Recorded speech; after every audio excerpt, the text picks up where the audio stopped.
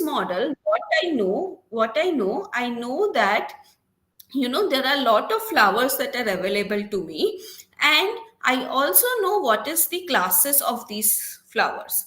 And the idea is to basically try to find if a new flower is introduced to me, can I predict which class it belongs to?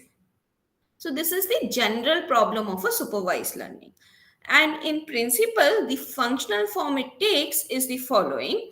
In a classification problem, what I want to do, I want to find a function f, which when presented a data set cap x, it basically predict the label, which is given by y.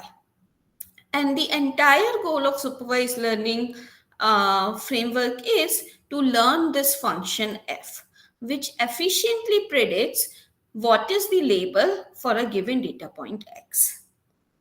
So I can't see my screen. If you have any questions, please feel free to interrupt me in between.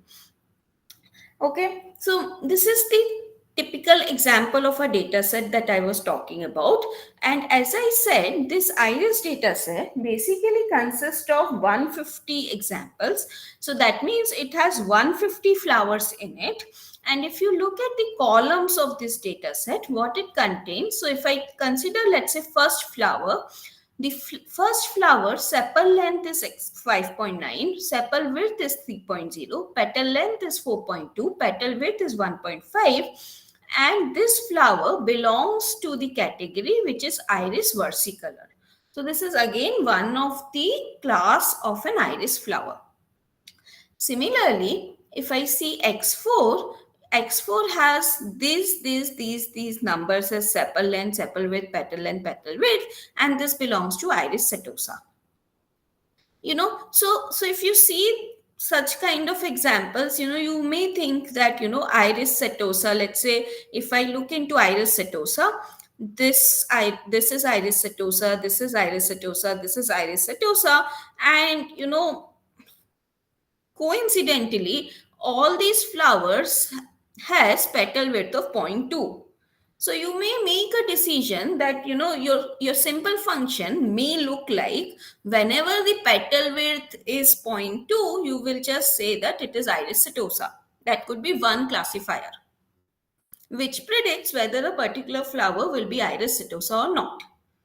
Again, this is just one. This happens coincidentally, but in principle, things may not be so easy as they look like. Okay, and what is the goal? So please understand that the goal is to learn this function. Why are we learning this function? So that in future, suppose somebody tells you that I have a flower, I have measured its sepal length as 6, sepal width is 2.5, petal length is 1.2, and petal width is 0.3. Can you tell me what is the flower type? So what will you do? You will go to this data set. You have already learned a function f. You will just feed this f with these values, and ideally this function should give you whether it is versicolor. I'll just write class 1, class 2, class 3. Whether it is class 1, it is class 2, or it is class 3. As simple as that. Okay. Yeah, this is what we have already seen. So let us try to understand the machine learning jargon. I'm not sure whether you have already done it in the FDP or not. So if you have done it, just consider it as a repetition so that you get to know more. If you have not done it, then anyways, it's new. So what is a learning task in supervised learning paradigm? So learning task is so in this particular example, it's a simple example. What is the data set? So data look like a lot of cars. Okay, so I have lot of cars. So when I say data with lot of cars, it doesn't mean I have the physical cars. It means I have various properties of various cars with me, right? For example, in this case, I did not have the flower, but I had the properties of the flowers in the tabulated fashion. Similarly, in this data, I have lot of properties of the cars in the tabulated fashion, and I want to learn to classify the cars into one of the two classes, whether it is a family car or not. So when I say family car, whether it is good if you have kids or not, right? So, and what we will do is, of course, car is a very complicated thing. It has lots and lots of attributes or the properties. So one jargon that you will hear is what is called the features or the attributes. So the features or the attributes are nothing but the properties that we were talking about. So in this example, sepal length, sepal width, petal width forms the attributes or the features of the data set. In this particular case, what we will assume is that though the car is really, really complicated in nature, we'll assume that this car is represented by only two features, namely engine power and price. Okay. And the training set, as I told you, it contains lots and lots of cars with the particular values of engine power and price. And what is the goal? The goal is simple, as we have seen in the other example. The goal is simple. You want to learn a classifier that accurately classifies unseen cars. Okay. Okay. So just some formal notation so that we are on the same page. Each x here. So I have an example. This example will have two attribute values with it, and we will represent it as x1 and x2. Similarly, we have the labels, and this particular class, so remember what the task was. I wanted to basically classify whether it is a family car or not. So it's a simple yes no question. So if it is a yes no question, then I can just say that y is equals to 1 if the particular car is a family car, and it is going to be 0 if it is not. This particular problem is also known as binary classification problem because you are simply giving yes and no.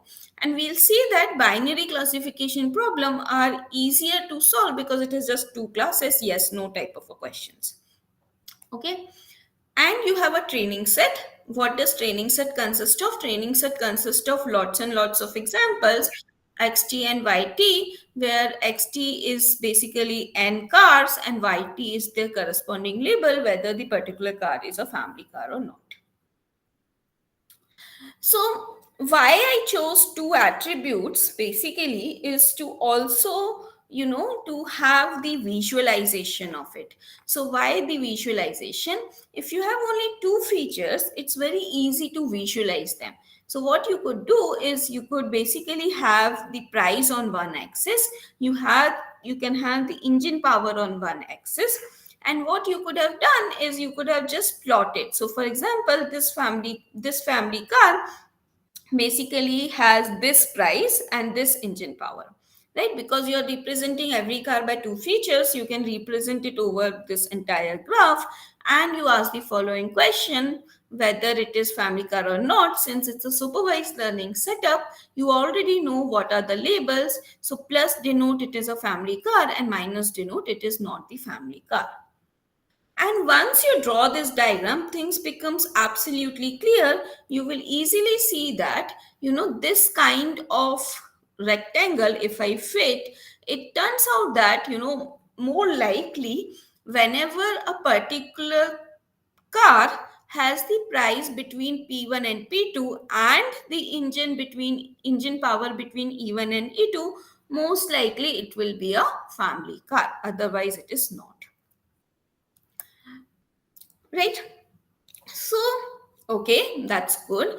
But you when you're learning a machine learning model, you don't know, right? A new car is coming, it may not coincide with the exact car, it may be anywhere, and it is obvious that you also make some errors on it, right? And in machine learning terminology, we kind of denote this error by what we call as the empirical error. So what is an empirical error? Empirical error is nothing but the kind of error you make on your training set. So basically, so this, I don't know, my pen is not working. Let me just try to reconnect it.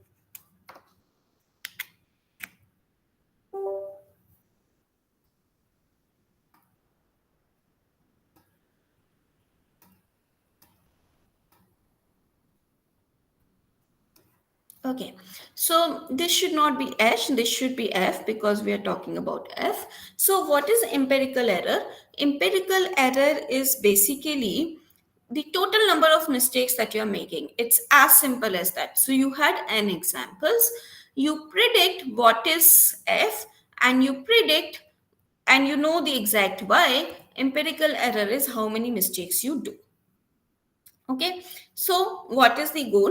The goal is to come up with a function f which basically minimizes the empirical error.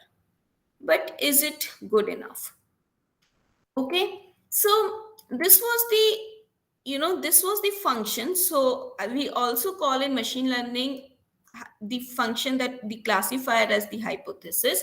So what I'm saying is, for the same example, you may actually have different functions that you can come up with. For example, in this case, this could be one rectangle which I can think of. This could be another example which I can think of, right? So basically, one is this blue box, and I say whenever a car falls into the blue box, I'll say it is a family car, otherwise it is not. Or the different classifier could be, whenever a car falls into the yellow box, I say it is family car or not. So which one to employ? Now, whenever you do that, you also have to beware of the mistakes that you are doing. Basically, if this is the region, suppose blue rectangle is the region where your true distribution lies. That means blue is the region where family car. So, whenever I have a car here, it is a family car. Suppose you make this hypothesis, then you may be actually really wrong, because you may actually fall into, so this will lead to the error. So the idea is to basically find the exact hypothesis, and this is what we will see in today's lecture. Okay, so I don't want to go into these details, we will see it in later classes. Now, when you're learning a supervised learning model or any machine learning model for that case, you also sometimes have to take care of the noisy data, right? So noisy data is something, for example, this was your true hypothesis. A noisy data could be this data which actually, it ideally should have belonged to the non-family car, but it is a family car. So then we call it as a noisy data, and if you have such noisy data, then your hypothesis can be really complicated like this instead of just a simple square. So you also have to take care of that.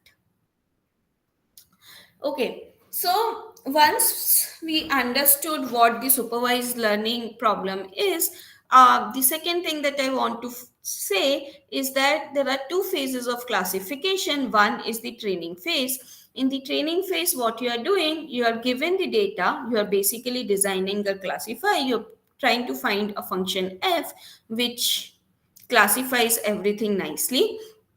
And then you have a testing phase where, given an unlabeled data, you are basically using the trained classifier to predict the label. So these are some of the terminologies that we will use. Now, there are different types of classifier, and some of it I have already told you. Based on how many labels you have, you can have different kind of classifiers. For example, if you have only two labels, yes or no kind of a question, then this problem is also known as binary classification problem. If you kind of extend it to two labels to multi labels, let's say, for example, iris data set that we looked, it is class 1, class 2, or class 3, then it turns out to be the multi-class classification. Sometimes things are more complicated in a way that, suppose you want to predict, how much rain it will be, right? So today, you know, uh, if you want to predict the quantity or the temperature, some kind of continuous labels, then this problem becomes a regression problem and it's not the classification problem. Okay. Now, based on the type of classifier function, you have different types of classification.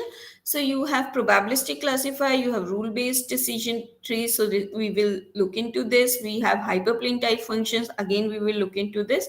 And we also have the combination of hyperplanes. We'll also look into this. Right?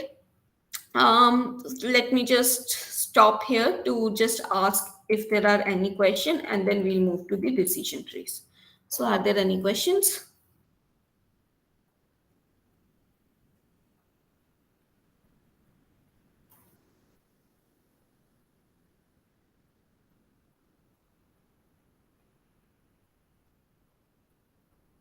Okay.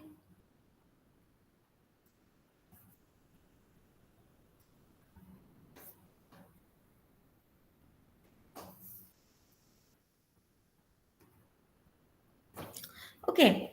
So, as I was saying, you understood the basic goal. The basic goal is to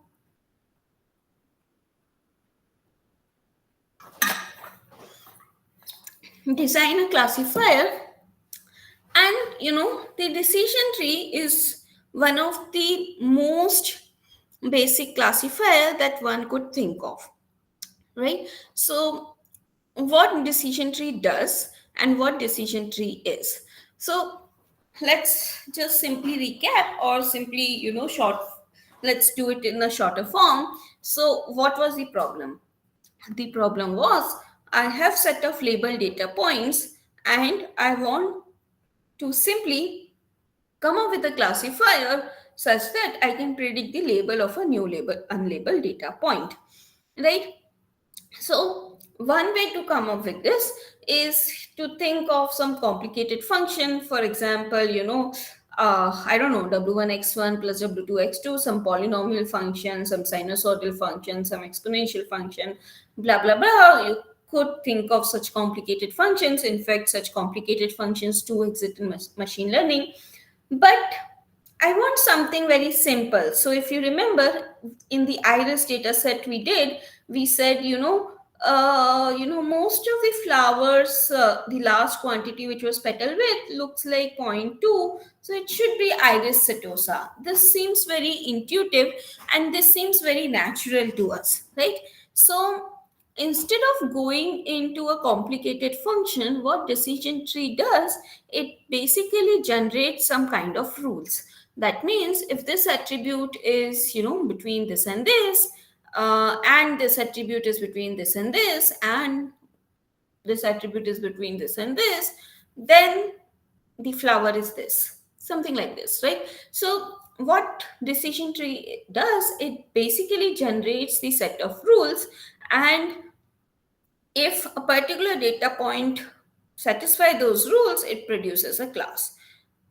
Very natural, very nice, everything is amazing about it. Okay, for now, in fact, for the complete lecture, because 2 hours is too less to understand the entire supervised learning algorithm, we will assume that we only have the binary classification problem, that is, it's a simple yes or no questions. In order to understand the decision trees, we need to come up with some rules.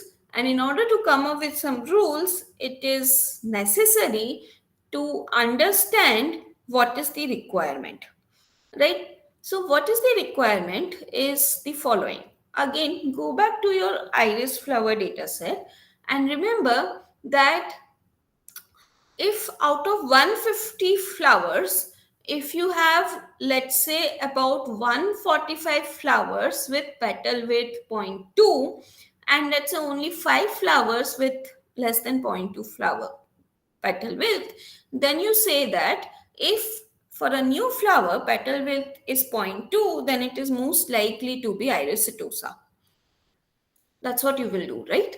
So you will understand that in order to make the rules, it is important to find these buckets, but the rules of this bucket should be that in each of the bucket you need maximum of, you need examples of the similar classes. Okay, for this your entropy function will be helpful. So what is entropy? So entropy is, it has lots and lots of meanings, but the basic meaning that we are interested in is, in information theoretic sense, entropy basically represent the number of bits to represent the random information. So it turns out that if the entropy, so entropy's normal formula is this, minus summation pi log pi. Let me tell you what it is. So if I have a box, okay, and I have, again, I have positive labeled examples in it and negative labeled example in it, then then I can find, suppose a new example come, what is the probability that it will be a positive example? That probability will be nothing but 3 by 4 in this case, because originally in the box I had 3 positive examples and only 1 negative examples. Whereas if I ask what is the probability of a negative class, then you will say it is going to be 1 by 4. As simple as that. But suppose I have a box which has only 2 positive and 2 negative, then the probability of positive is half, and the probability of negative is also half. So if I have this box, then I have a higher chance of predicting the right outcome. That means if in this box an example come, then I can say it is positive and it will be correct with higher probability.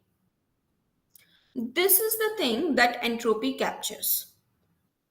Okay, if I have a 0.5 probability of having something existing, then the entropy is going to be very, very high because things are highly random in nature. If the entropy is 0, this 0 will occur only when I have such kind of case, when I have, let's say, all positive. In this case, what is P positive? P positive is the probability in this box. What is the probability of positive class, and negative, what is the probability of negative class? So if I have this, the probability of positive class is going to be 4 by 4, which is going to be 1. So this is going to be minus 1 log 1, which is 0, and minus 0 log 0, which is again going to be 0. In this case, entropy will be 0. So basically, you want to come up with a rules, you want to make the boxes in such a way, you want to make the boxes in such a way that this entropy is minimized. This would be the general idea. So I'm talking about the boxes. Let me give you an example how to create such box. It's very, very similar to the iris setosa things. Okay. So I had this example data set. Okay. I have this example data set, and this example data set is very simple. This example data set, what it does, it basically considers the data set of different customers. Okay, and it tells that if the refund is this, marital status is this, the taxable out income is this, whether this particular, so this is a loan data, whether this particular person will be a default borrower or not. And this is the data of the 10 consumers. So it is easy to, visualize it data because it has lesser number of consumers in it. Okay. And the question that I'm interested in is, what about, so default borrower is our label and other things are our data set example. And the question I'm asking is, if I have a person with refund status as yes, marital status as divorced, and taxable income as 90K, will it be a default borrower or not? Okay, So now what I will do is I will visualize like I did in the iris data set. Okay, the first thing that I will see is that if a person is married, if I just look into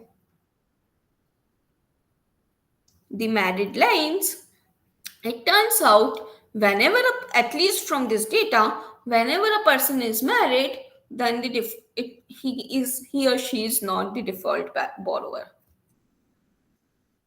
right? So now, and this particular box, so if I make a box, that means if a person is married, then I will simply predict it is not a default borrower. This particular box will have the entropy of 0, because from my data it is very much clear that when married person will not be a default borrower. That's good. Okay, now I need to know what happens if the guy is not married. The second thing that I noticed is that if the guy or girl is not married, but if their salary is above 100K, for example, this case, this case, then also they are not default borrower. Good enough. I have one more, decision D. Again, 100%, zero entropy. Okay, good. What else? Out of the remaining, I know that if in the remaining set, if the income is less than 80K, then not a default borrower, else it is a default borrower. Again, this is happening from the data set. So in this particular case, this particular case, this person had taxable income less than 80K. He was not default borrower, rest all were default borrower. So I can make this. And what you can do is you can basically, formulate.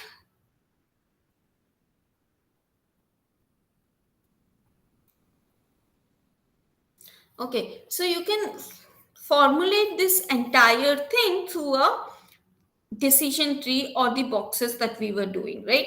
So the first example that we took, we said whether the person is married or not, and you said he is married, then it cannot be default borrower. So this is my box.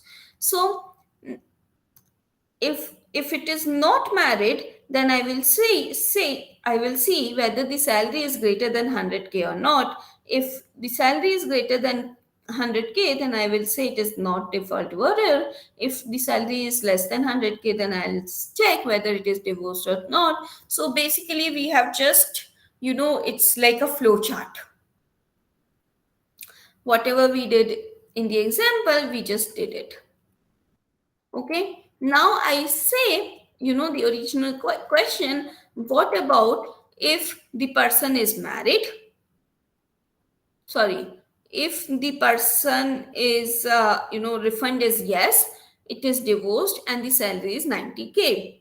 Then what will you do? You will start from the root node and you will ask the question whether the person is married, the person is not married. So you will go into this branch. Whether the salary is 100K, salary is not 100K. So you will go in this branch. Whether the person is divorced, yes, the person is divorced. So you will go in this branch. And then you will simply say it is a default borrower. Right? So this is how you will make your decision tree.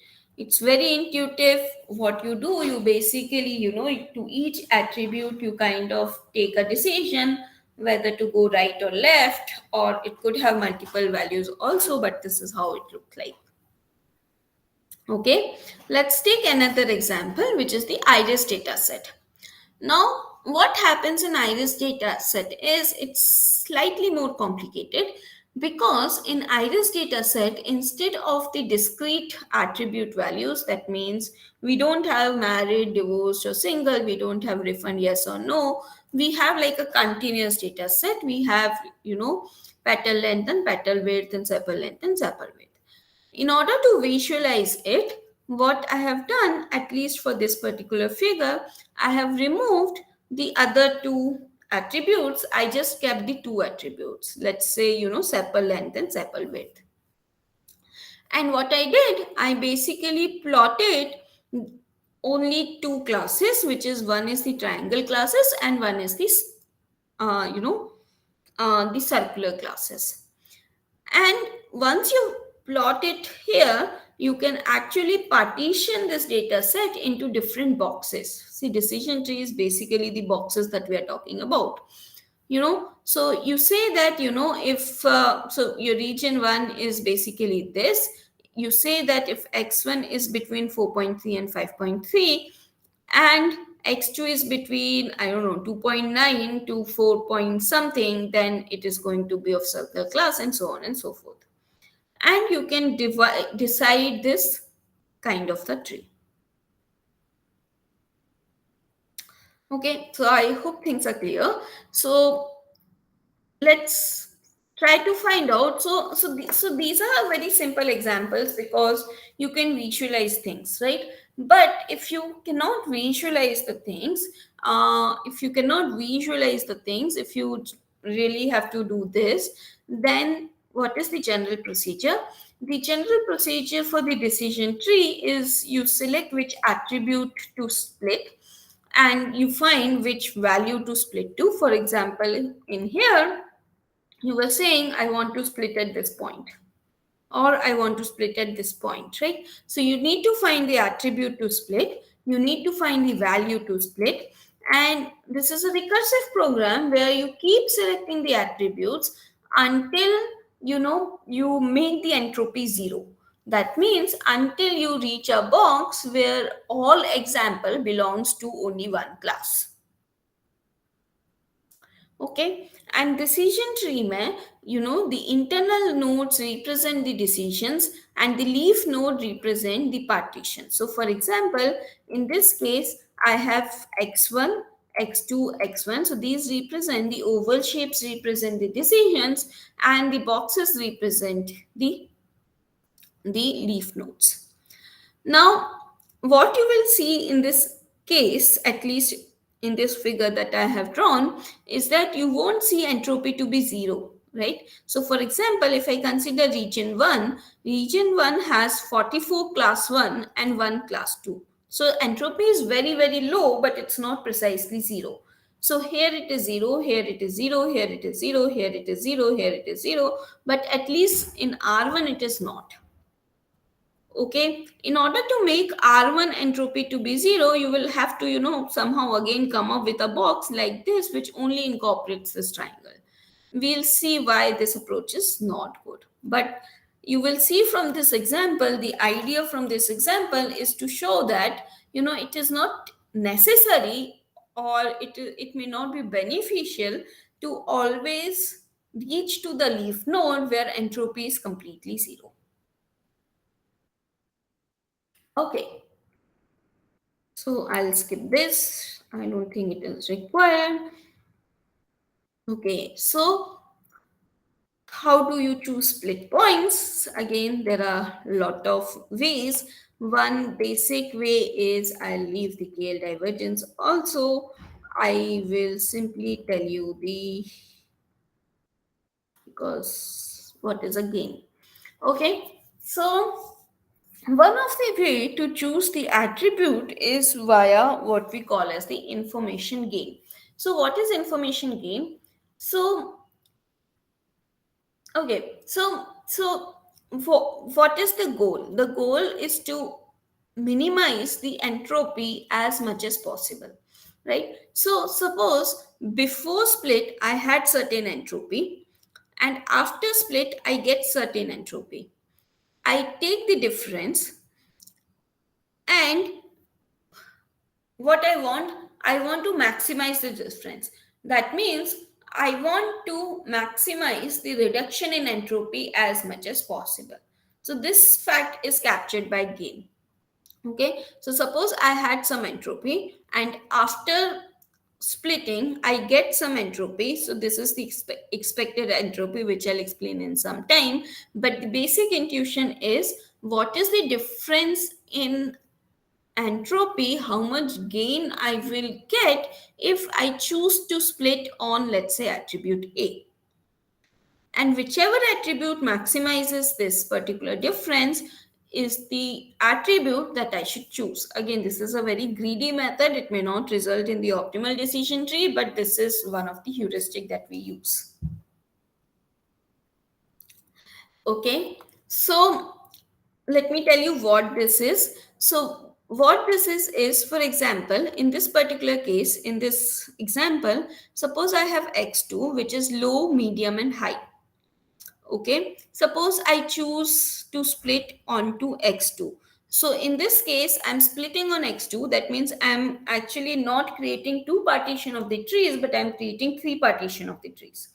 I'm creating on low, I'm creating on medium, and I'm creating on high. Right? So this term, what it will do, it will compute the entropy of this box, this entire box, that means the low box, the medium box, and the high box, and it will take the weighted average of this weights with respect to the total number of examples present in this box. Similarly, if I am dividing into x1, just a minute, I'm getting a call.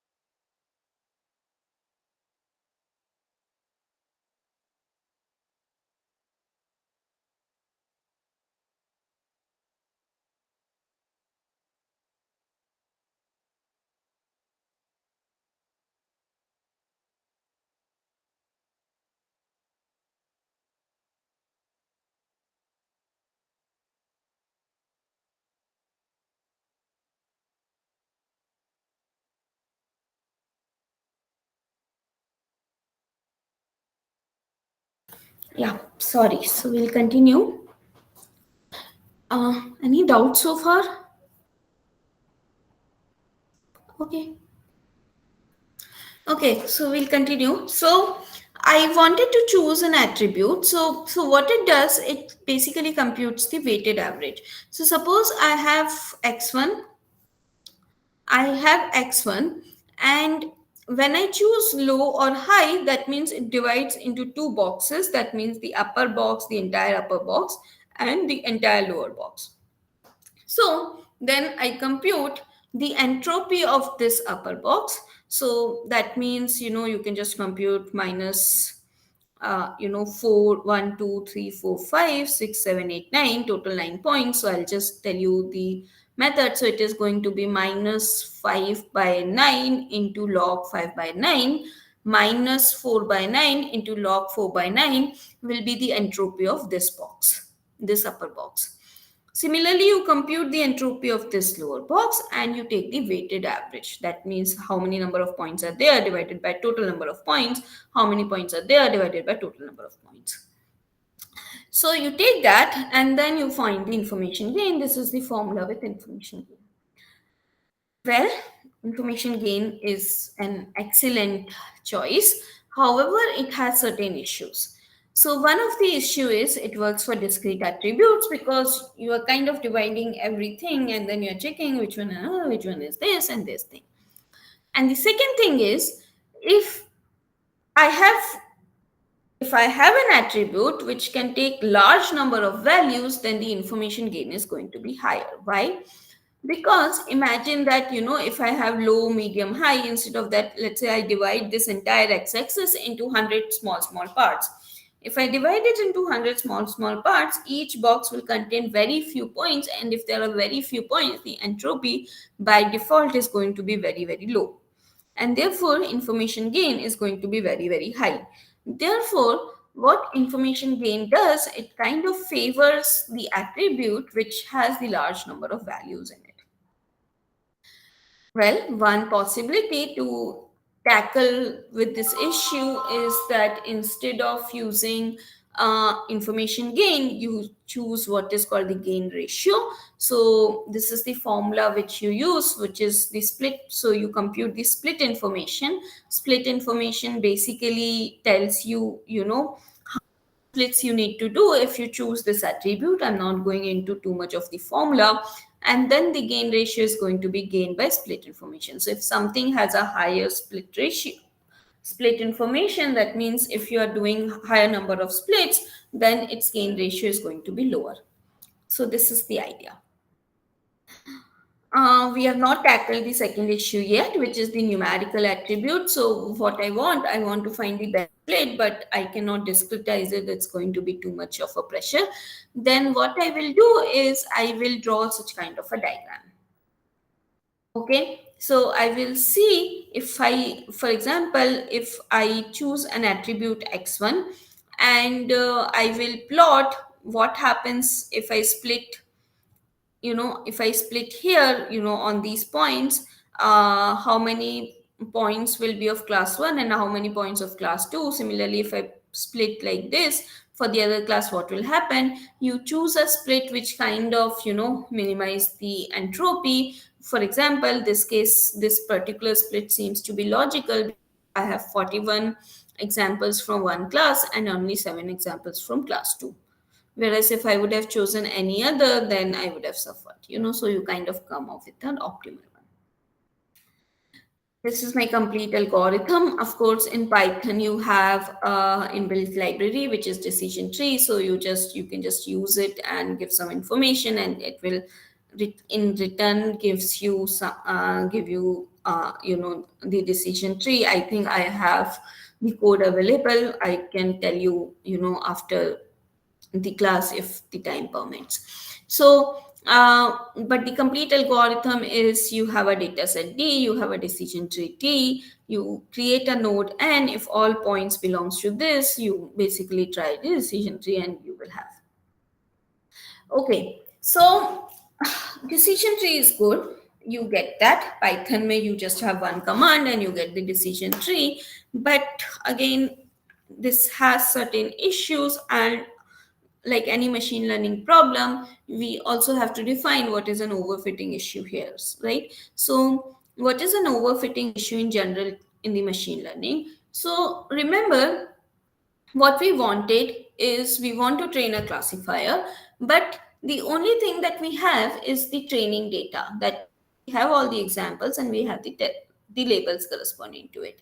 Now, at least for the decision tree, it is very, very simple to come up with a, you could come up with a very, very, very long decision tree which classifies each and every example correctly. Like, for example, I told you in this particular figure, iris data set.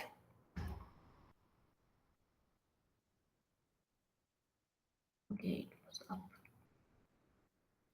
Right? For example, in this particular case, although this decision tree in the region R1, I was making one mistake, but I could have easily avoided it by taking one more split, right? I could have just splitted it here and I could have splitted R1 into two parts again. I could have done it. So it will, so it turns out that for every data set, you can precisely, um, classify each and every point correctly. However, that's not your goal, right? Your goal is not to classify each and every point correctly from the training set, but your goal is to classify correctly the new data point that is coming. Okay, so when do we say something is overfitting? We say a classifier is overfitting if there exists another classifier f dash such that even though f has a smaller error compared to f dash on the training data, but f dash has better accuracy on test data as compared to f. So what is this training data and test data? So what we do is whatever data we already have, we know the labels about. We split this entire data into training data and we use only the training data to train the model. But in real world, we want to show that this model works perfectly fine on any random data that is coming. Since we don't know what that random data is, we basically consider the test data as a validation data, and we check whether the not the validation data, we base validation data is something different. So we kind of take the example from the left out data, and we check whether how the model is performing on this, right? Let's take an example. So suppose this is my decision, this is my example, and this is my decision tree.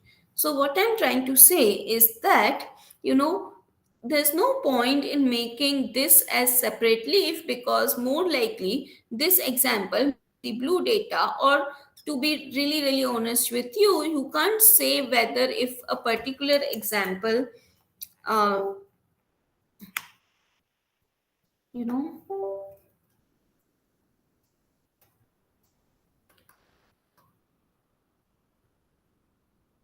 Okay, I don't know why this is not working. Okay, so you don't know. So suppose if a particular example is here, then you don't know whether it is circle or square. You don't know that. You don't have this data. So, it's logical to just assume that this entire region may be of a blue region and not to have any leaf corresponding to it. Okay, so the question, which decision tree is better? Is this decision tree better or this decision tree better? Of course, as I told you, you don't know that. It may so happen that this is better, it may so happen that this is better. You will come to know when you plot such kind of figures. And what this figure is? This figure basically what it does, you basically do the following. You you keep on fitting the classifier, and you keep on specifying the number of nodes of the decision tree. Okay, if you keep on increasing the number of nodes, that means your decision tree is going to be really really really really long, and it will tend to have only leaf nodes with very very you know complete data fitting thing. Then it turns out that training data, your accuracy is going to improve, but on test data you may perform poorly. Therefore, it is important to choose the right classifier, which not only performs better on training data but also performs better on test data. Okay, so you draw this and find the optimal classifier. So there are two ways to avoid overfitting. One is, of course, you stop growing the tree until it reaches the point where it perfectly classifies the training data. This is a more complicated problem. Or the second thing is you allow the tree to overfit and then post prune the tree. Okay, I will skip this. I will skip this because I need to cover SVM and random forest. Okay, so disadvantages of trees. Well, I would say it's a nice algorithm, very intuitive algorithm. It turns out to be give the rules. It is good with respect to the interpretability, but but they are prone to overfitting, and they don't also have too much accuracies, right? So you know that decision trees are not known for their accuracies, but random forests are. And random forest is an amazing technique, and it ideally does not have many things, right? So random forest is nothing, but what random forest does, it basically, so it's a forest. So forest means the collection of trees. It basically collect lot of trees and put them together. That's what it does. Okay, so what random forest does is it basically takes, it is a technique which ensembles lot of decision trees and predicts the output by taking the average of the multiple trees. So if one decision tree is saying positive class, second is saying negative class, third is saying positive class, fourth is saying positive class, take the majority and say it is a positive class. If lots and lots of trees are saying positive class, it more likely will be a positive class. Okay, so what it does, it basically combines various decision trees, but obviously combine, if even if you're combining various decision trees, it does not make any sense to combine the same decision tree. So the decision trees have to be different in order to make this combination effective. So how the different thing is, it basically depends. So one popular technique is you kind of create the decision tree using subsets of the training data, and this is known as the instance baking. That means suppose you have the entire data set, you split the data set into small parts, and from each smaller part you create a decision tree, and you get a separate decision tree because the data set that you used for creating the decision tree was completely different. You create all these separate decision trees and then combine them. That is one. Or what you could do the same exercise on features. So, and this is much more, I would say, efficient way. So as you say, as you saw that in decision tree we were making decision on based on the features. So for each decision you don't consider all the features. So for example, in the case of iris dataset, you say that I will create one decision tree which will only consider sepal length and sepal width, and I will consider second decision tree which will only consider petal length and petal width. So once a data point come, you will get a prediction based on petal length, sepal length and sepal width, and you will get another prediction based on petal length and petal width.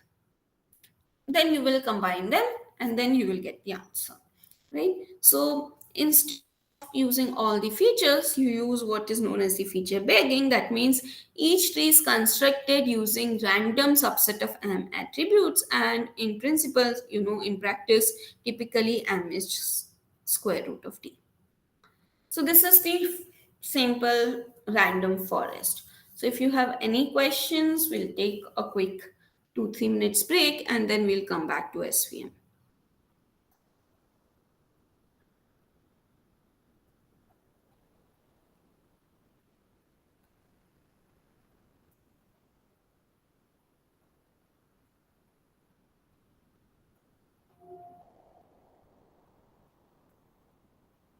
Is there any question?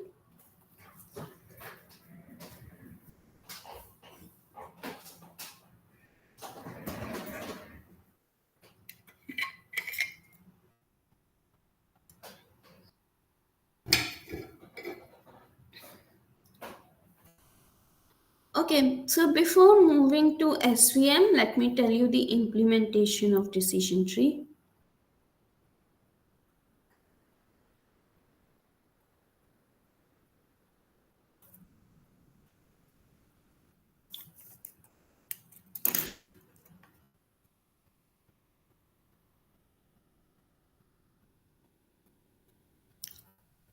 Okay, so this is one simple, kind of things. So I have first is data processing. I'll just go one by one. I don't know how familiar you are with Python. So these are just importing some of the libraries.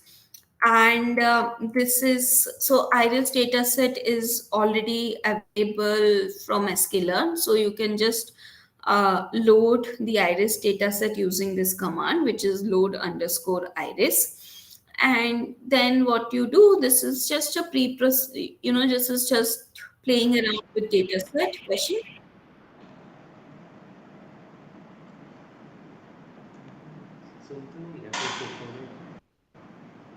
Okay.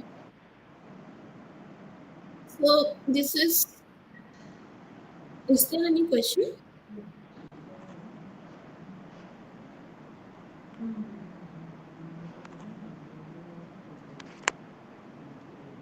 Okay. So I have this, uh, which is the data set, and why it denotes the target label. So I have the target label here. So you know what shape does. Shape simply prints the shape of this. And then I kind of have the feature names and I have the target names again.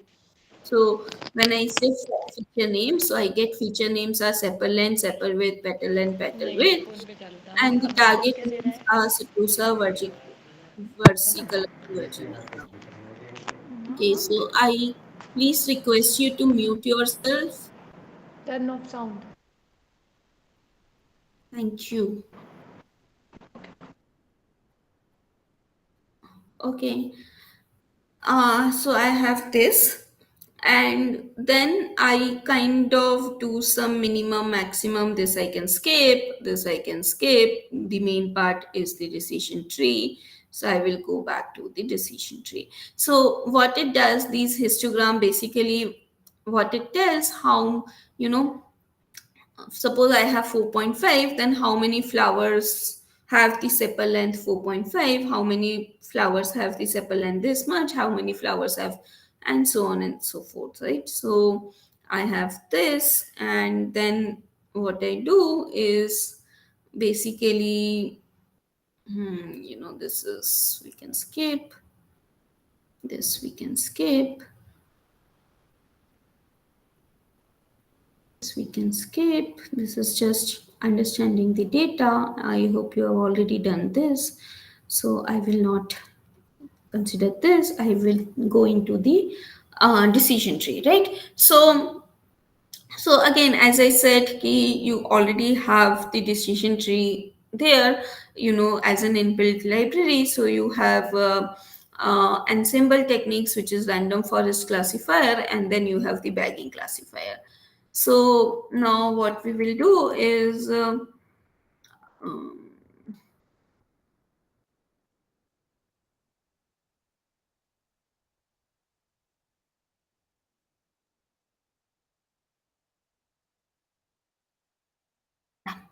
so as I said, decision tree classifier is simple. You just give a command which is decision tree classifier, and what you need to do is you need to give, you either give the number of sample leaves or you give the number of leaves that you require. So when you say min sample leaves equals to 100,000, that means each leaf that you are finding in the decision tree should contains at least 1,000 nodes.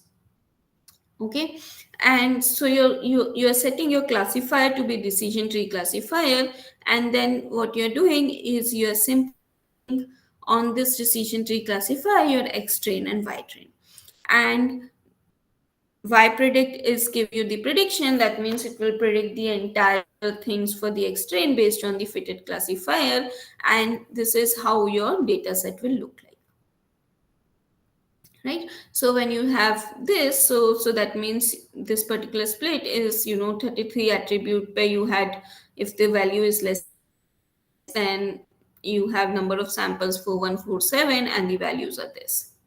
And since you have given minimum number of samples in each leaf to be 1,000, you see that each leaf contain at least 1,000 number of samples. So as I said, if you set lot of number of samples per leaves, this will lead to poor accuracy. Whereas if you set very less number of samples per leaf, then it will actually result in the overfitting of the model. So you will have to be more cautious about it. Okay, I guess that's it.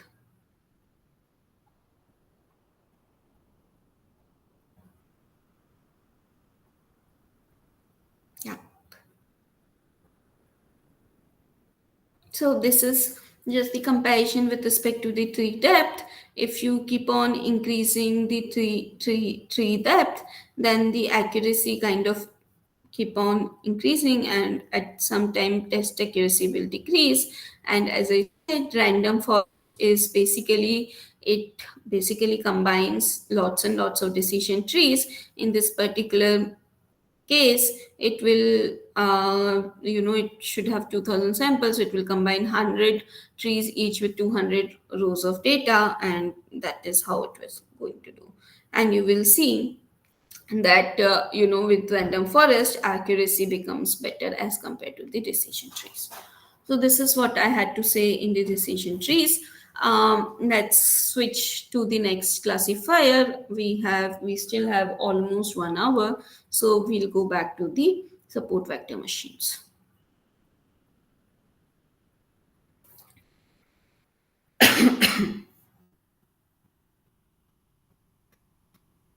Okay, so decision tree was one approach that we saw, which kind of formulated the rules, which were like very, very, what you say, very natural to follow the rules. Support vector machine, what it does, it kinds of separates the data using a line, right? So in a 2D it is a line, in more than 2D it is a hyperplane, right? So the idea for the support vector machine is to do the same thing, to classify. To again, we will focus binary classification problem to come up with a classifier which classify the positive label from the negative labeled instances, but not in terms of the boxes but in terms of a line, right? So it kinds of create a boundary which basically says that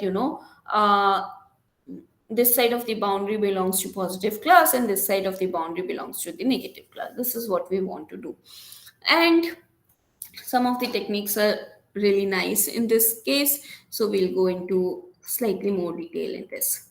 Okay, so as I said, what support vector machines does, it estimates the decision boundaries, and what are support vectors. So why the name support vector machine is basically it's the name for from the example. So you will see that the decision boundaries will be supported on some of the examples, and these examples are known as the support vectors.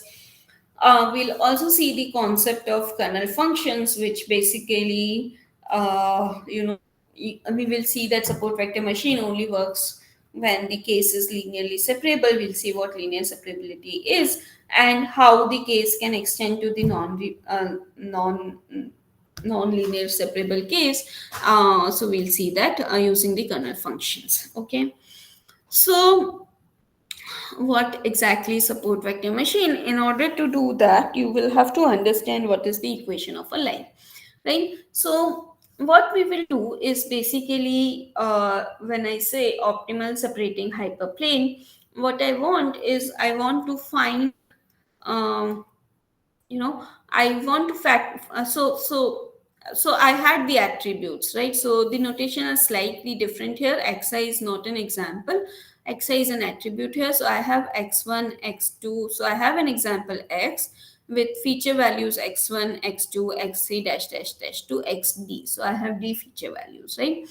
So what it does is that for each x, it basically finds the weighted it basically finds the weighted average of these attributes, right? So it will find w1 x1 plus w2 x2 plus w3 x3 plus dash dash dash to wd xd.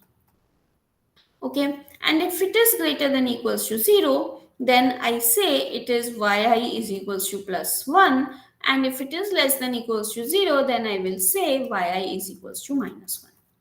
So what is the goal? Now these x1, x2, dash dash dash to xt are given to you. These are coming from the examples. What is not given to you are w1, w2, dash dash dash to wd. So your goal is to find these w. So when I say bold face w, it means the entire vector, which is w1, w2, dash dash dash to wd, and w0, such that if you come up with a classifier which does that, your somehow loss is minimized, right? And now you would have noticed two things. One is I have changed the classifier, of course. Now I'm not talking about these box approach, I'm talking about a line, which is the weighted average here. The second thing is I've changed this terminology. Earlier, the classifiers were yi equals to 1 and 0. Now, in the SVM, I will assume yi could be plus 1 or yi is minus 1. Why I did this? I did this because I can define both this equation using this equation. right? So let's understand what this equation is. So when yi is plus 1, then I want w transpose xi plus w0 to be greater than equals to 0. This is what I want. When yi is minus 1, I want w transpose xi plus w0 to be less than equals to 0. So that means this also I want negative. So negative into negative will become positive, and therefore when I say yi is equals to minus 1, these two equations make sense and I can write it as a combined objective. Right? Now, when I see support vector machine, it is easy to visualize it through this diagram. As I said, I want to come up with a decision boundary and I will represent this decision boundary through this red line. Okay, so this red line basically represent W transpose X plus W naught to be equals to 0. When I go to region 1, that means this side of the decision boundary, then I have W transpose X plus W naught to be strictly greater than 0. When I come here, I have W transpose X plus W naught to be strictly less than 0. Now, again, not going into too much maths, but what I would just ask you to remember is the following. If this is my decision boundary, please remember that the w, which the weight vector that I'm talking, this vector will be nothing but the perpendicular to this red boundary. Okay, this will be perpendicular to the right boundary. Moreover, if I have an instant x, then the distance of x from this decision boundary is represented by w transpose x plus w naught divided by norm of w. Okay, so the question, again, just remember this will be helpful, but let's try to understand what is going on here, right? What I kind of had lots and lots of example. I had some circles, I had some squares. I just kind of example because I just want to tackle the binary classification problem. Okay, and somehow I want to come up with a line which kind of separates them too.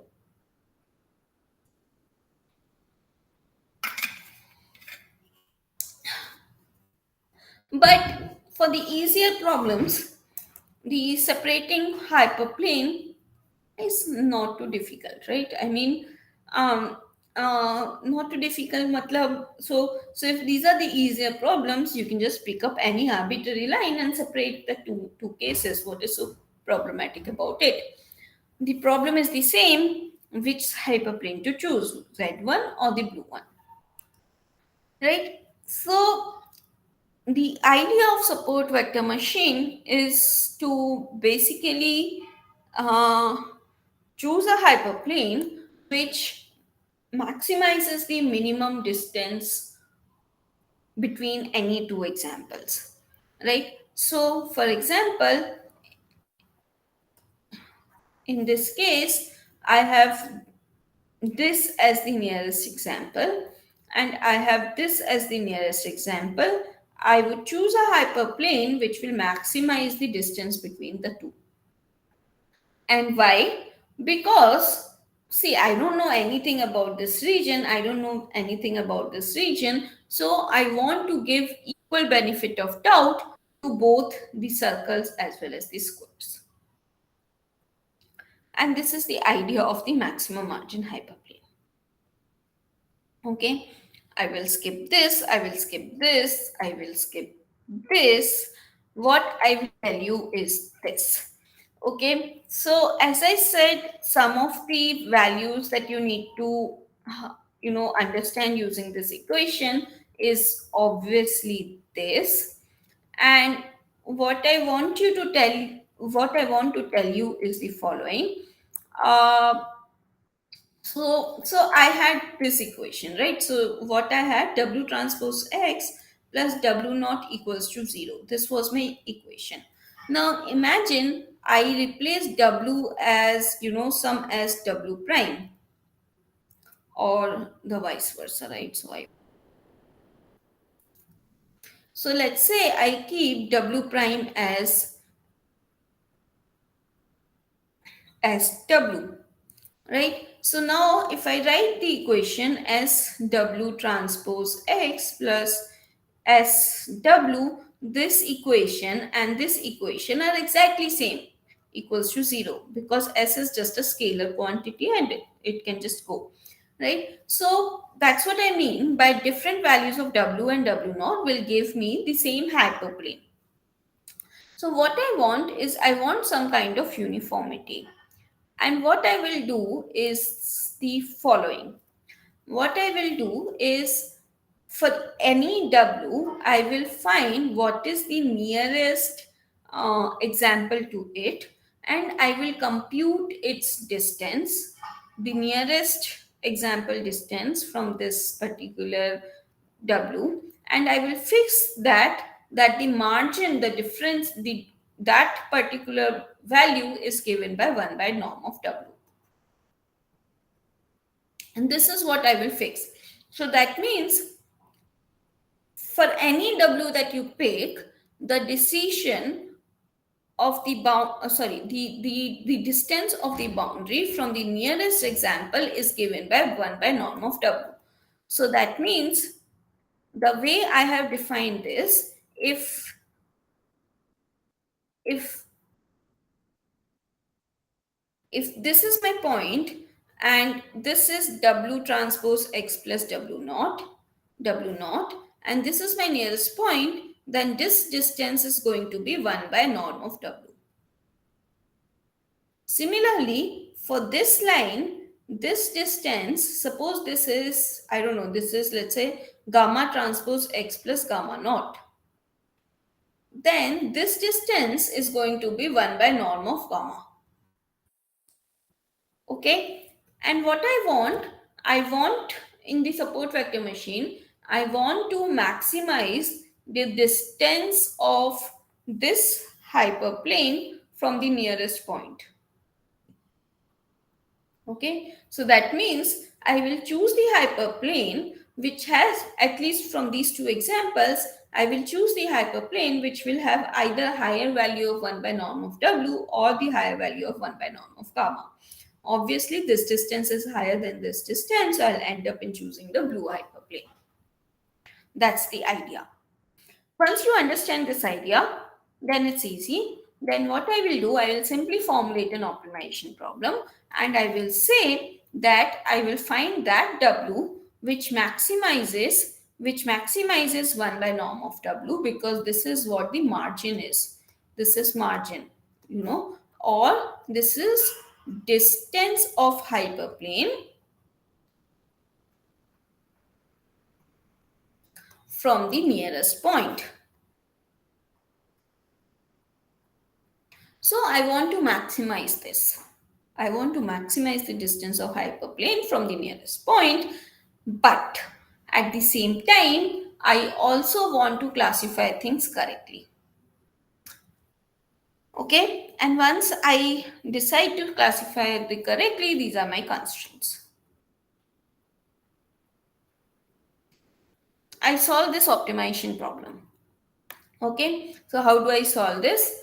So this problem, it turns out, is hard to solve because it is not a convex problem. So what I do is, instead of maximizing half of norm w, I kind of take the norm of w from denominator to numerator, and I take the optimization problem as half norm of w square subject to this constraint.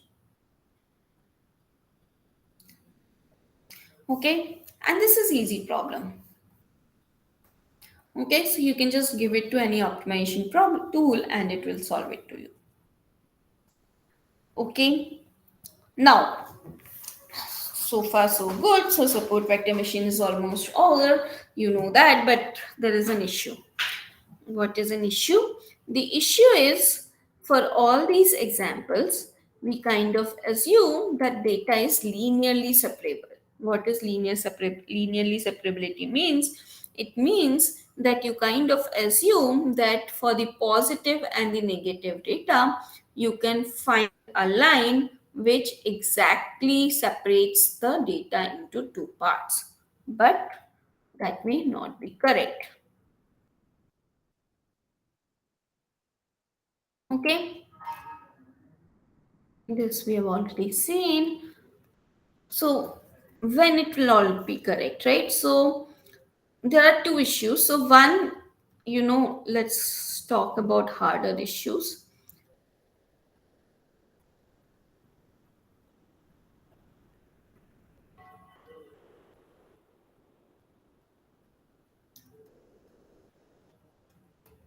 So suppose my data is like this.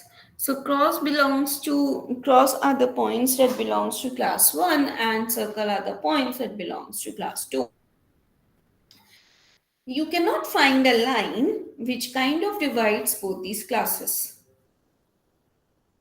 But you can find a circle which divides them, right? And you know that the circle's equation is x square plus y square equals to r square. So if the features are, let's say, x, instead of finding x and y, you kind of write the equation on x square and y square. So what you do, initially, the problem was tackled in terms of the features were given in terms of x and y. What you do, now you map it to higher dimension. You say that I will take x, I will take y, I will take x square, I will take y square as well. And now you can find w1x plus w2y plus w3x square plus w4y square. And if you convert the problem from xy to xy, x square, y square, then you can always find the equation of the circle. Right? So if the data is not linearly separable, then you can always take it to the higher dimension and that will help. Okay. The other idea is that basically what we do is basically we convert this problem to what we call as the dual problem. And so the dual problem, so familiar with primal and dual problem. So this is the primal problem. What you do is you write the Lagrange dual of this problem and you convert this problem and it will give you some good ideas. Okay. Not sure should I go into KKT conditions, primal and dual. I'll not do this, but I will tell you this. Okay, so let me tell you this. Okay, so what you do, you basically write the Lagrange function. You kind of solve this Lagrange function. You write the Lagrange dual. So Lagrange dual is basically the optimization problem plus some Lagrange variables into some of the constraints plus the Lagrange variables into. So this is the general form of the Lagrange function. So what does it mean? Suppose you want to minimize this function subject to this constraint, what you can do is you can write the Lagrange dual into this form. Once you write the Lagrange dual in this case, then what you have is something called the Karush-Kuntuker condition, which tells that what should happen at the optimality. Okay, so for example, if you're solving a simple problem of minimizing a function, then what do? You basically differentiate that function and equate it to 0. Whatever the value comes, you know that function will attain minima or maxima at that point, right? And then you basically find whether it achieves minima or maxima by taking the second differential of that equation. Similarly, in the convex optimization problem, you also have such necessary and sufficient condition. It turns out that when you differentiate this particular function with respect to x and whatever value of x comes and you equate it to 0, that will be the optimal point. So that's what I mean. So at optimal point, the differentiation of this Lagrange variable is going to be 0. Okay, and then you also have some other conditions which are these conditions. Not going into the detail how the problem comes, but um, okay, I have not written that. So you can solve it, and then you will get some necessary and sufficient conditions. So again, not going into the details. Okay, but what I want to tell you is the following. Sometimes the problem is not so non-linear as I showed you in the figure where I was showing you the circle and all, right? So sometimes,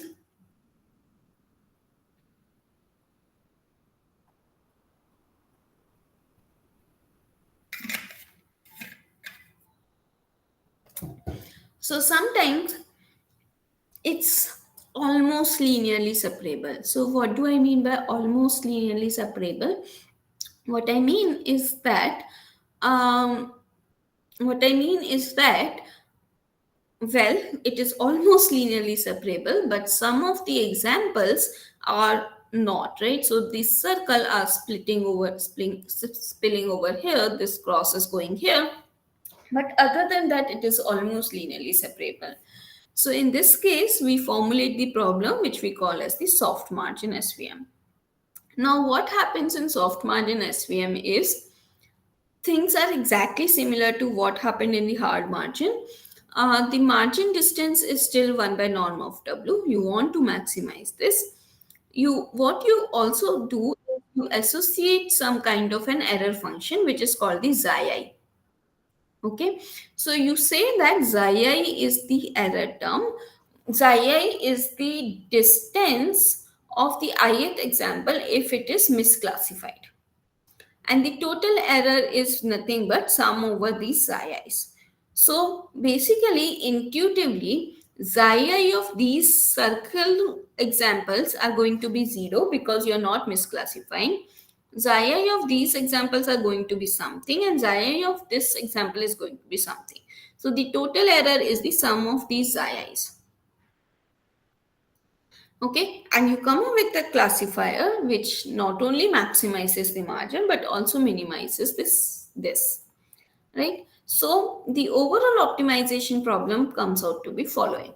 So you this term, which is the first term, what it does, it basically minimizes this. That means it maximizes the margin. Plus, you associate a cost function to all the error, which is xi, and instead of yi w transpose xi plus w naught greater than equals to 1, you are also kind of allowing some kind of the error, and therefore you are subtracting xi from it. And what is C? C is the penalty factor that provides the trade-off between the margin and the error. Okay, and let's skip this. Okay, so we have already seen kernels. So what kernel does? So this example, as I have seen, we have not seen kernels, but we have seen the non-linear separability case. As in this example, I have some red points, I have some blue points. They are obviously not separated by the linear classifier. Then what you have is basically you have some of the red points here, some of the so you basically, instead of just having x1 and x2, you basically include another dimension. You basically include another dimension, which is x3, which is represented by x1 square plus x2 square.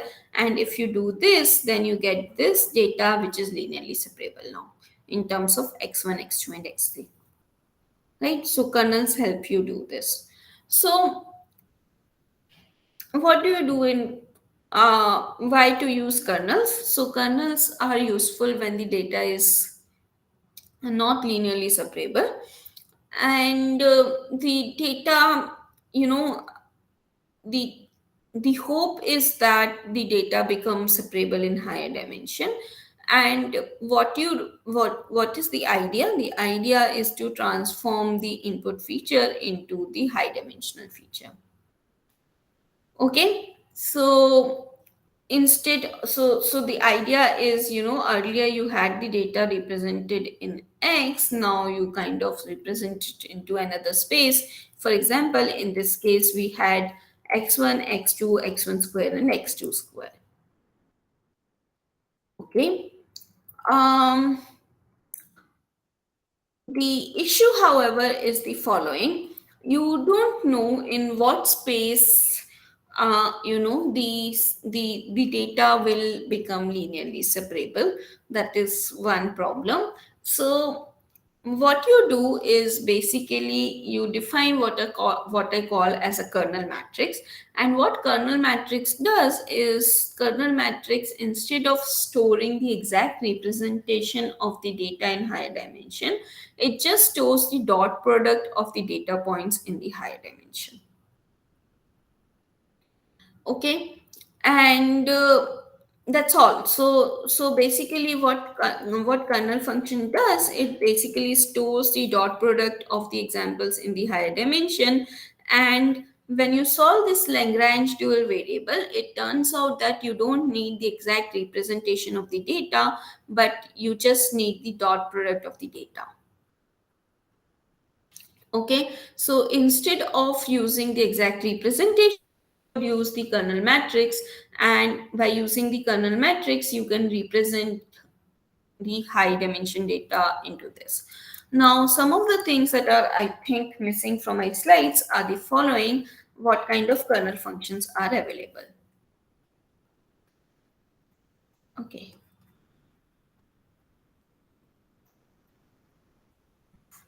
Right, so there are two type of kernel functions. One kernel function is known as polynomial kernel function. So what polynomial kernel function does, polynomial kernel functions is basically represented by, for example, polynomial kernel functions are basically x minus y to the power p. So they are represented in terms of the polynomial. And the second is the radial basis function, which is basically represented in the exponential form. Right, so these are the two basic kernel functions that we primarily use in machine learning. Okay.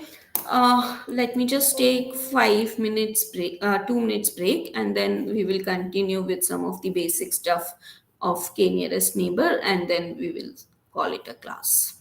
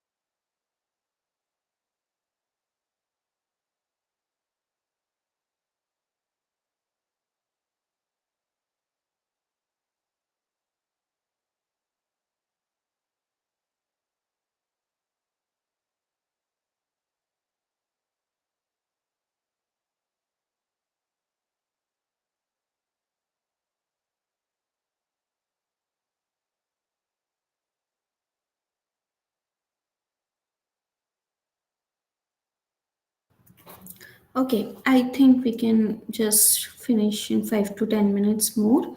So let's continue.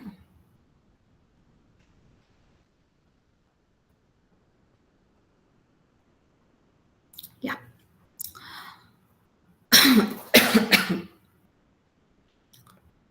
So, yeah, so first of all, I would like to tell you these things.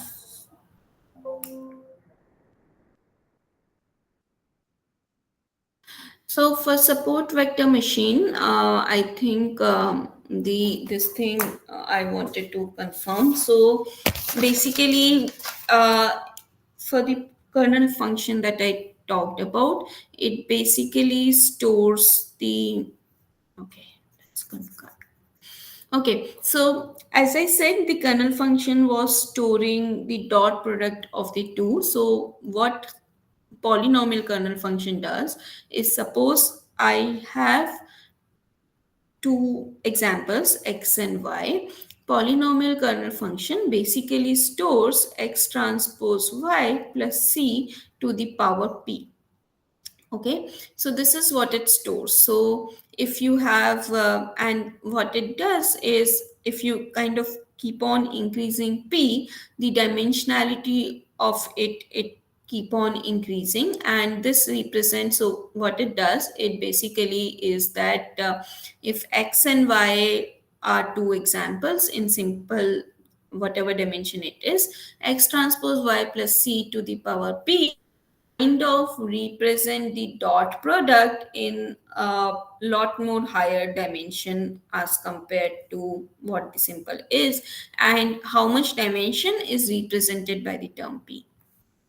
Similarly, this RBF kernel is going to be more useful to you. So k of x comma y is basically represented by exponential of minus norm of x minus y ka whole square upon 2 sigma square. And this turns out to be an infinite dimension, because as you all know that exponential can be, you can basically expand the exponential function into the infinite dimension. Okay, so these are the two things, tricky things that we left. Now let's come back to the easier thing, which is the k nearest neighbor example. Okay, so let me open this.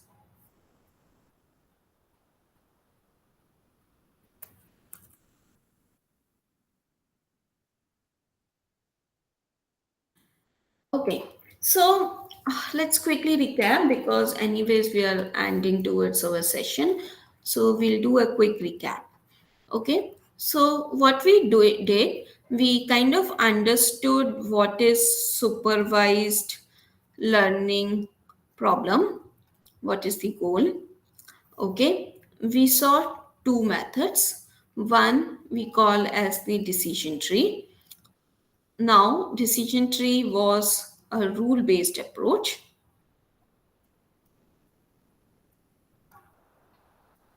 Okay, in the after decision tree, I won't say it's a separate classifier, but after decision tree, we also saw random forest, which was nothing but we derived from the decision tree, and random forest nothing but the decision tree. So this is one supervised learning technique that we studied. The second supervised learning technique that we studied was support vector machine. In the support vector machine, we had lots and lots of examples, and the idea was not to find the rules, but what was the idea? The idea was to design an optimal hyperplane such that division gave us some prediction, right?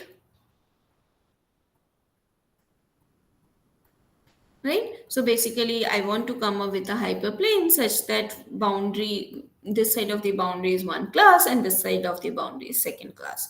The issue, however, is of course the linear separability. So when I go to the linear separability, when I go to the linear separability, that means I may not have one decision boundary which basically split it into two parts. Then I have kind of two options. What were the two options? One option is to go to soft SVM. So, if you remember, the soft SVM was the introduction of xi parameters, where I say that you don't have to be necessarily completely perfect in all the decisions you're taking. You're allowed to make some mistakes, and these mistakes were captured by the term xi. The other thing that we talked about is called the kernels or kernel functions. And what kernel functions does, it transforms the original space to higher dimension space. Okay, so when you go to higher dimension space, then obviously you will have to represent the entire data into the higher dimension, which obviously is going to be tricky. And therefore, in order to avoid going to the higher representing to higher dimension, we say that prediction in SVM happens because of the dot products. Sorry, I left all the details. It comes through the Lagrange multipliers. But so you don't have to actually find the exact representation. You can just deal with the dot products and you will be done. And the two kernel functions, and this dot products is represented by kxy, which is the kernel matrix, for instance x and y. And then we saw kind of two very popular kernel function. One is the polynomial kernel function, which is x transpose y plus c to the power p, where p will denote the dimensionality and c is just a constant. And the second function that we saw is radial basis function, or the Gaussian kernel, which is exponential of minus norm of x minus y ka whole square divided by 2 sigma square. Right, so these are the two. So far we have seen this. Right, now the other things are not so tricky. Without going to the neural networks, perceptron, blah blah things, anyways, we don't have time to go into that. The two other common, in a core machine learning topic, the two other kind of classifiers are, one is called the k nearest neighbor classifier, and the other one is knife based classifier. Okay, so naive based classifier is kind of a very different classifier. In a sense, it is a probabilistic classifier. Okay, and knn, what it does, as the name implies, it's k nearest neighbor, right? So what does it do? It basically what it does, it's simple. Okay, so what you define the distance of a point from another point. Okay, so suppose you have 2 points, one is this, one is this, one is this, I don't know, this, something like this, right? So you have these points. So what you do, you basically you kind of make a circle. Make a circle, the smallest circle, such that you encompasses k of your neighbors. So let's say k is equals to 4, and you want to find, let's say, a new data point come, which is here. So what you do, you kind of make a circle such that 4 points are inside it. So you kind of make this circle. Right, so k nearest neighbor means you basically draw a circle around the point, and such that at least k neighbors are inside that circle. Okay, and let's say this is also cross, let's say. Now what you say is that the class of this particular square which you wanted to find is nothing but the same class which majority of its neighbors has. So in this case, it three of its neighbors has cross, whereas one is a circle, and therefore you will say that the class of this square is going to be cross. Right? So this is what k nearest neighbor is. What are the issues with k nearest neighbors? See, the main problem is with this is a very simple approach and it looks very logical also, right? So you don't have to define the rules, you don't have to do anything. You just whenever a point come, you design a circle or you find the closest neighbors to it. And how do you find the closest? You find via the distance. The usual distance that in machine learning people take are called the LP norm, and it is nothing but, suppose this is my x, this is my data point y, it is the p norm, right? So if x is represented by x1 x2 dash dash dash to xd, y is represented by y1 y2 dash dash dash to yd, then what is lp norm? Lp norm is, pth square root of x1 minus y1 to the power p plus x2 minus y2 to the power p plus dash dash dash 2xt minus yd to the power p. Okay, this is the pth norm. So if I replace p by square, 2, then it is same as your square root distance or the Euclidean distance. Right? So based on this distance, you find what are the k nearest neighbor of this particular thing, and it's very natural to assign the class of this label, the label of this example as the same label which the majority of the labels are. This is what k nearest neighbor does. Okay, the fourth approach, which I have skipped and I don't think I will have time to explain it in great detail, is the knife based classifier. Now, what knife based classifier does, as I said, it's a probabilistic classifier, it will take more time to understand. What it does, it basically finds what is the probability of, what is the probability that the label of the example is y given this data is x.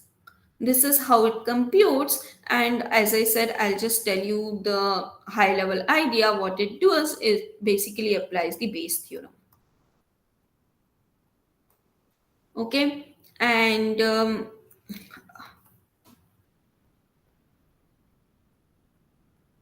so what is Bayes theorem? So if I want to find what is the probability of A given B, so you say it is nothing but probability of B given A into probability of A divided by probability of B, and you kind of take sum over B belongs to B, probability of B given, sorry, A belongs to A, probability of B given AI into probability of AI. Just like this, right? So I'll tell you the basic idea. The basic idea of naive Bayes classifier is this. So what it does, it basically applies the Bayes theorem, and it tries to capture what is the probability that if I have an instant x, the label of this will be y, right? But how do you compute it? You don't know this. What you have is you have the data points. You have x1, x2 dash dash dash to xn. You have y1, y2 dash dash dash to yn, right? So what you do, you kind of find what is the probability of xi given y. So if I kind of say it is class 1, so suppose my y is class 1, so I will fix class 1 examples, and for all these class 1 examples I will find how many data points had this particular xi. So that is going to be my p of xi given y. Okay, and then I will multiply it with p of xi. What is the prior that I will actually have this p of xi? Sorry, p of a. So what is the probability? That means how many examples are there. So I don't know if I have time. I think let's skip it. So you can read it. If you have any doubts, you can email me. So my email id is shwetajain @ iitrpr.ac.in. Okay, so because we are short of time, let me skip this knife based classifier. But the basic idea is the basic things that you should remember. It's a probabilistic classifier. It makes use of Bayes theorem, and it also have a very strong assumption that it assumes that each attribute is independent of each other. So this is a very strong assumption. That's why it's called the knife based classifier. So with these three remarks, let me stop for any questions, and then we can just stop it. Yeah, let's stop it. Any questions?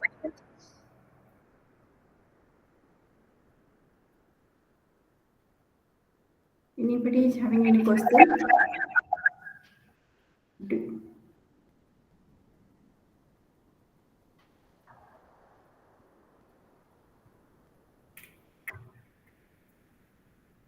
No, no, ma'am. There is no questions. Okay. Thank you, ma'am, for giving your valuable time for delivering the lectures. I believe that this lecture will help the participants to know about the classifier, different classifier comes under the supervised learning. It will give a clear vision to them. Thank you, ma'am, once again. Thank you. Thank you. Thank you.